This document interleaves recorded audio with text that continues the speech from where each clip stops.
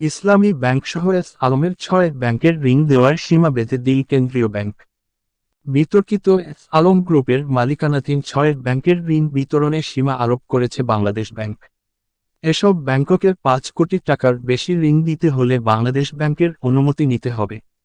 যেসব প্রতিষ্ঠানের কাছে মেয়াদোত্তীর্ণ ও সীমাতিরিক্ত ঋণ আছে, তা নগদ আদায় ছাড়া নবায়ন করা যাবে না। বাংলাদেশ ব্যাংক আজ এই সিদ্ধান্ত জানিয়ে ব্যাংক 6টিকে চিঠি দিয়েছে।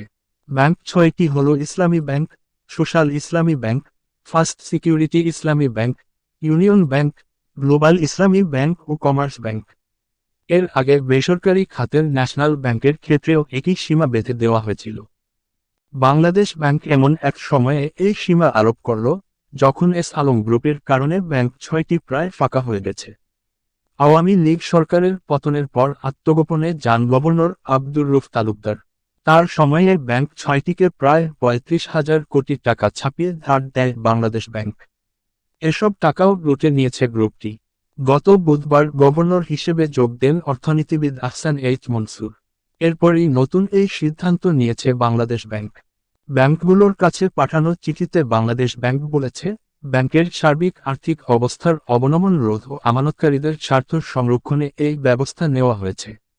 এতে বলা হয়েছে, ব্যাংকের আর্থিক অবস্থা উন্নতি ও আমানতকারীদের স্বার্থ রক্ষায় ব্যাংক কোম্পানি আইনে অর্পিত ক্ষমতাবলে এই নির্দেশ দেওয়া হলো।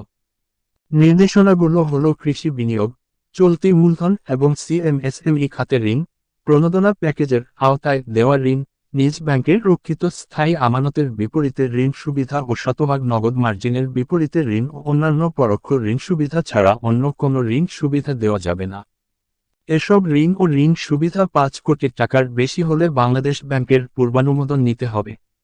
মেয়াদোত্তীর্ণ, সীমাতিরিক্ত বকেয়া ঋণের স্থিতি নগদ আদায় ছাড়া কোনো গ্রাহকের বিদ্যমান ঋণ সুবিধা নবায়ন, বর্ধিত করা যাবে না। অন্য ব্যাংক বা আর্থিক প্রতিষ্ঠানের বিদ্যমান বিনিয়োগ অধিগ্রহণ করা যাবে না।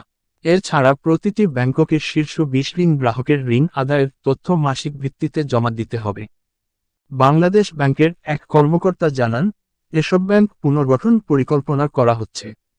তার প্রাথমিক ধাপ হিসেবে এই সিদ্ধান্ত নেওয়া হয়েছে। এর মাধ্যমে নামে বেনামে ঋণ বিতরণ ঠেকানো হয়েছে।